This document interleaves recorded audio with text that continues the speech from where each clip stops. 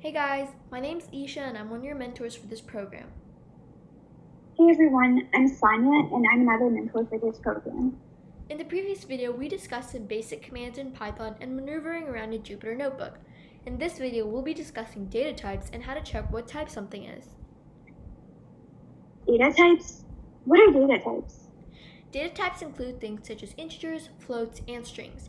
Every character in Python has their own type.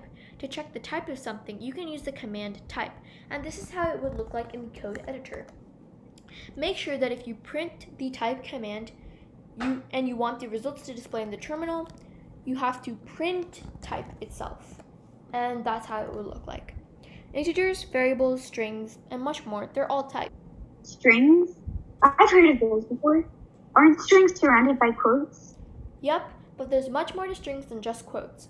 Strings are a combination of characters, and characters are comprised of any symbols that are on your keyboard, such as uppercase letters, lowercase letters, numbers, special characters, etc. This is just one example of a string. In this example, it'll be just letters. But there are thousands of strings you can create, and another example could be just numbers and symbols. That's also a string. Oh, I get it. So basically, strings are anything surrounded by quotes. They could be double quotes or single quotes, and it doesn't really matter which ones you use, as long as you start and end the string with the same kind of quotes. A string can include symbols, numbers, special characters, operators, and the letters of the alphabet, as long as its contents are enclosed in quotes. Exactly. Also, Sonia, I've heard many people talking about integers and floats, but I still don't understand what they are. Integers and floats are two different kinds of numeric data types. Integers are whole numbers, so they contain no decimal point and only contain counting numbers. These counting numbers could be positive, negative, or zero. So an example of an integer could be -1, 0, or +1, and so on. On the other hand, floating point numbers, or floats, are numbers that contain decimal points. These can also be positive or negative, and examples of floats would be 3.3, -4.25, and so on. Floats are especially useful when you want to calculate something with exact values. Oh, that makes so much more sense. So is 0.0 an integer or a float? I've been wondering about that question for so long. I would always think that it's an integer because 0 is a whole number, but then I would remember that it has a decimal, although 0 itself is an integer. 0.0 is a float. This is because it contains a decimal point. If the number was just 0, then it would be an integer. Although 0 and 0.0 are essentially the same number, and they have the same value, they do have different data types. 0 is an integer because of the absence of a decimal point. 0.0 is a float because of the presence of a decimal point. So in essence, the only difference between a float and an int is the presence of a decimal point.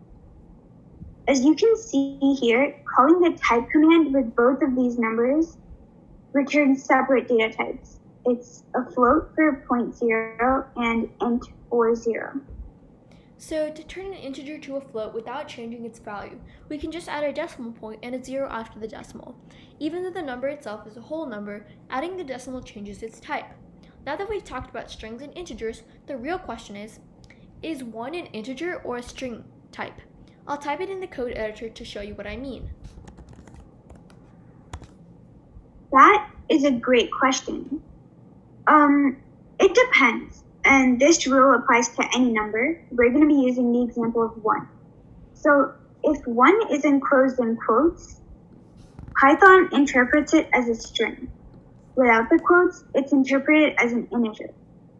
As you can see, when we check these with the type command, the one with quotes around it is a string, and the one without quotes is an integer. Got it. Speaking of integers and floats, are you ready for a really lame joke? I'm never ready. Well, I'm going to tell you anyway.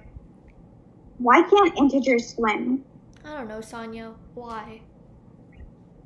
Because they can't float. Wow, Asanya. Wow. My head is spinning with all this new information, so I think we deserve another joke. Here goes. An integer walks into a string and asks for its number. And the string replies, "Sorry, you're not my type." Oh my god, Isha, that was even worse than my joke. Thank you so much for watching this video. I really hope this video helped answer some questions. Don't forget to smash that like button, subscribe, and turn on notifications. Make sure you comment down below if you have any questions or anything you want to contribute to the course. Don't hesitate to ask questions because your questions can help other people as well. See you in the next one.